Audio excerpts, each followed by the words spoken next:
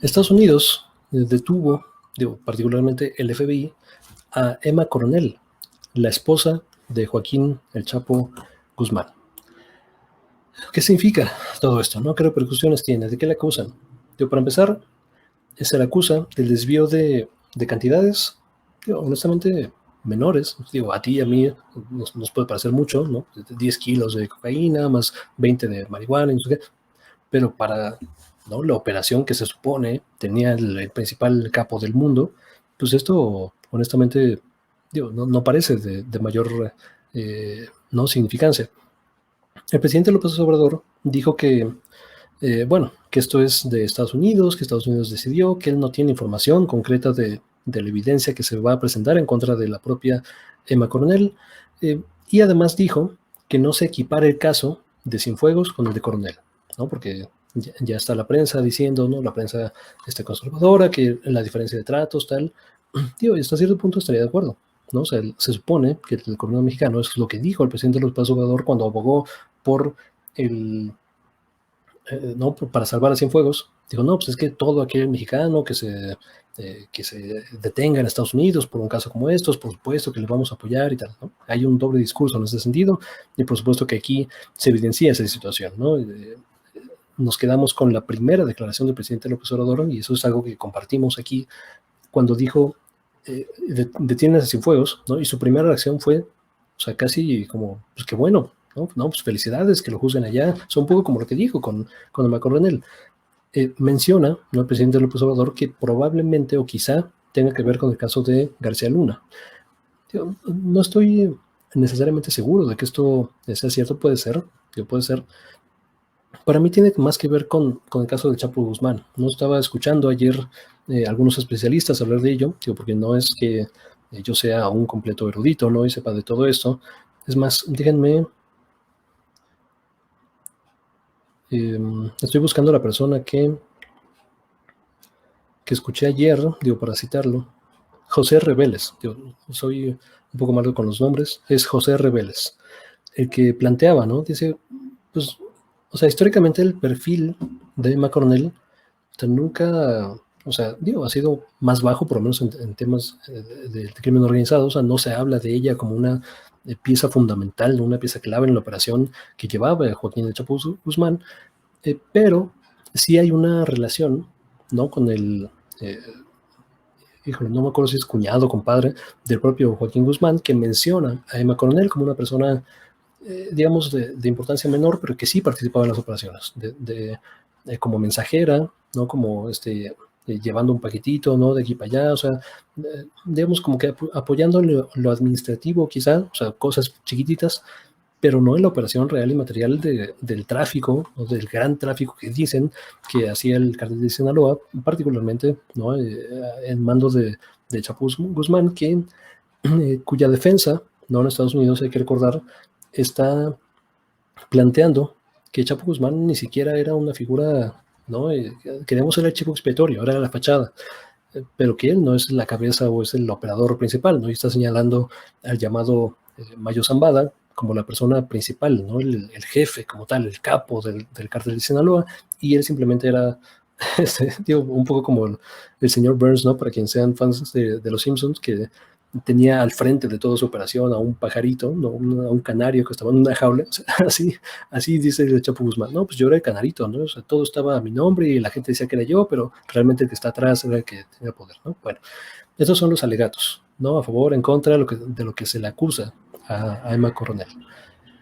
Digo, ¿por qué esto? ¿No? ¿Por qué ahora? ¿Por qué Emma Coronel? ¿Por qué no otra situación? Porque además hay que recordar que Emma Coronel, o sea, nunca se escondió. Pues, o sea, no es una persona que estaba prófuga, es una persona que, entiendo, tiene un perfil alto en redes sociales, tiene un perfil bajo en la organización, ¿no?, del cártel de Sinaloa y tal. O sea, no se le nombraba, pero un perfil alto en redes sociales.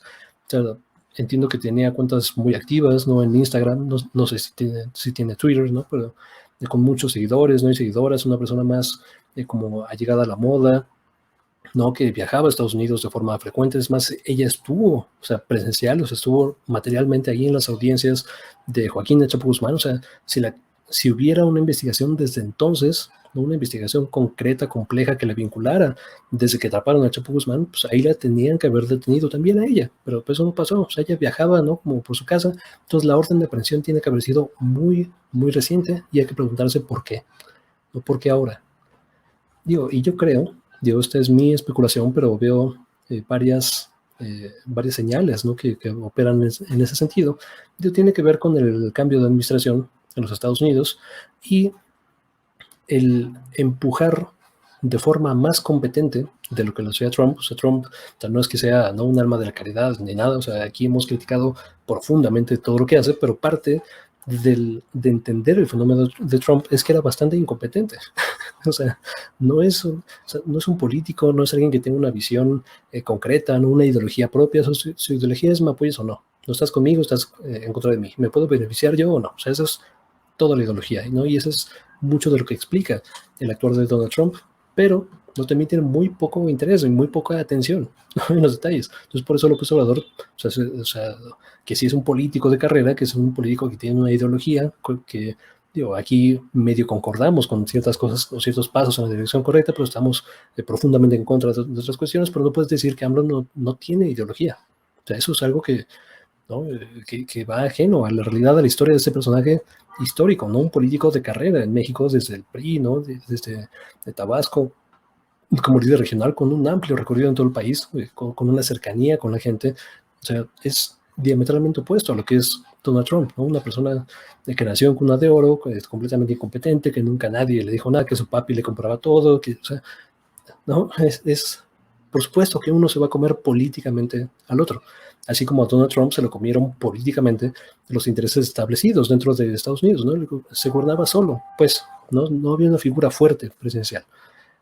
Digo, más allá del apoyo que sí tiene real en las bases, sobre todo en el Partido Republicano. Pero bueno, Donald Trump quiso empujar la agenda securitaria, pero de forma muy torpe, ¿no? Recordemos cuando obliga, ¿no?, a México, según iban a procesar las solicitudes de asilo en México. Entonces, pues quédatelos un ratito, ¿no? Y desde allá yo te voy a facilitar para que procesemos las solicitudes de asilo. Y lo que pasó en la realidad fue que los migrantes se quedaron acá, donde en el norte del país, muchos en condiciones absolutamente deplorables, y es algo que señalamos aquí en su momento también, pero nunca estableció un mecanismo de asilo. Entonces, o sea, con esa torpeza, pues, operaba Donald Trump en su política exterior, y quiso avanzar el proyecto securitario, no securitizador, la tendencia en la que desde, ¿no?, más fuertemente desde 2006, Felipe Calderón, con su mal llamada guerra contra las drogas, no guerra contra el narco, que es una guerra que nunca debió ser, que es completamente inganable, ¿no? Y que fracasó rotundamente. Si el objetivo era, ¿no? O sea, porque si vas a hacer una guerra tienes que ver cómo vas a ganar, no tienes que definir qué significa la victoria en una guerra. Una guerra contra las drogas tendría que ser, ¿no?, pues menos producción de drogas, menos consumo, menos muertes, menos violencia, tal. Hoy tenemos más de todo, ¿no? Pero mucho más de todo. Antes éramos primordialmente un país de tránsito, hoy somos más productores, ¿no? Y además producimos más sustancias que antes, en más territorio del país, con más personas involucradas, ¿no? Con más grupos de crimen organizado, o crimen administrado, y con más violencia, muertes y destrucción y todo lo que conlleva esta situación, ¿no? Entonces la guerra fracasó completamente. Pero tanto Calderón como Peña compraron, ¿no?, esa idea, y además hubo un beneficio material, ¿no?, y transferencias de recursos y de armamento de parte de los Estados Unidos a México a través de la llamada Iniciativa Mérida, iniciativa en la que, digo, yo tuve oportunidad de participar. O sea, no participar como dentro de la iniciativa, sino participar en un proyecto de evaluación a la misma. Digo, honestamente no sé qué tanto puedo comentarles de eso. No sé si ya se venció la cláusula de confidencialidad. Yo creo que todavía quedan unos años para eso, pero era un desmadre completo. O sea, desmadre en la organización, en distribución de recursos. O sea, todo se hacía con las patas, se pedía equipo que ni siquiera se necesitaba, llegaba equipo que no sabían ni cómo colocarlos, dónde ponerlos, llegaba equipo completamente, eh, digamos, inapropiado para las condiciones materiales de donde se operaban, ¿no? O sea, todo mal con la iniciativa Mérida. Ahora, con el cambio de administración, entra un gobierno más político, un gobierno mucho más competente en los Estados Unidos, que para mí, ¿no?, está muy claramente reordenando todos los cabos sueltos, ¿no?, que dejó Trump en el Tratado de París, ¿no?, que tiene un componente geoestratégico también para los Estados Unidos, en la relación con China, en la relación con Medio Oriente, ¿no?, las guerras que tienen hacia el Medio Oriente, en la relación con América Latina, que también fue extremadamente incompetente. Con Donald Trump, no recordemos el caso de Guaidó, los fallidos intentos de Estado, no risibles, unas personitas en lancha que la Venezuela atrapó. Oye, ¿de dónde viene? No, pues yo venía a derrocar, vengo de la CIA. O sea, caricaturas completas de cómo no manejaba sus relaciones, su política exterior, que más bien es política intervencionista en la región, en todas las regiones donde interviene, ¿no? Pero bueno,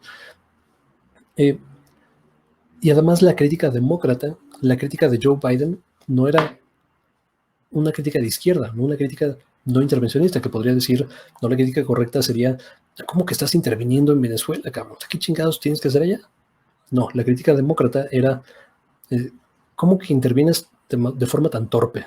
¿No? Ay, nos está haciendo quedar mal. ¿Qué va a decir Europa? ¿Qué va a decir Rusia de que intervienes tan torpe? Hay que intervenir bien, inteligente, tal. Esos son los demócratas. Entonces, esta noticia no está, que sin duda es mediática, es una noticia de alcance internacional que ya está en los principales periódicos del mundo. Para mí es eso, para mí es tratar de llamar la atención, ¿no?, y reactivar la chispa de, no, cuidado, o sea, hay que intervenir en México, ¿no? Y México, aguas con tu seguridad. ¿Y por qué no nos compras más armas, ¿no? ¿Y por qué no permites que operemos más en tu territorio? ¿Y por qué no permites que te ayudemos, ¿no?, con tu política de seguridad? Porque estos, mira, qué grandes y qué fuertes son los cárteles. O sea, ¿dónde está la famosa fortuna, ¿no?, de Chapo Guzmán? No le han encontrado nada. ¿No? ¿Dónde están? ¿No? Hace poco había un reportaje, ¿no?, de que llegaban, no me acuerdo cuántas, como 500, ¿no?, o 1000 armas de fuego en una lanchita. Así, ¿cómo van a llegar en una lanchita, cabrón, de Estados Unidos, ¿no? O sea, esto, o sea, cuidado, o sea, mucho, mucho cuidado con esta narrativa securitizadora que simplemente perpetúa la violencia y no cuestiona realmente la estructura y los intereses políticos que hay detrás del manejo, ¿no?, o la administración de la violencia en el país. Estoy hablando de empresas transnacionales, estoy hablando de gobiernos locales e internacionales, estoy hablando del complejo industrial militar de los Estados Unidos. Digo, esto se oye conspiranoico, pero es algo que el presidente Dwight Eisenhower, ¿no?, cuando iba de salida, advirtió a los Estados Unidos. Digo, eso, valdría la pena, yo creo que hacer un segmento de esa situación. Eisenhower, ok, de cómo advertía desde entonces, aguas, porque estos cabrones, o sea, el complejo industrial militar de los Estados Unidos, el llamado Estado Profundo, es extremadamente potente y no se van a detener ante nada. O sea, él advertía desde entonces y hoy estamos viendo la realidad de esa situación. Pero bueno, pues vamos a estar, por supuesto, muy atentos a los avances, a lo que se diga de esta cuestión, pero siempre, por favor, con ese lente, con ese prisma de qué hay detrás de toda esta situación, ¿no? Porque la gente se queda en el chisme, se queda en la serie de Netflix, ¿no? Ay, que son los buenos y los malos y los capos y los poderosos y los, ¿no?, y las camionetotas y los barriles y las canciones y los corridos. O sea, no. Sabemos realmente quiénes están detrás de toda esta operación y a quiénes beneficia que se perpetúe la violencia en el país. O sea, ¿cómo es posible que Estados Unidos es el principal consumidor de todo tipo de drogas en el mundo, pero la violencia está acá?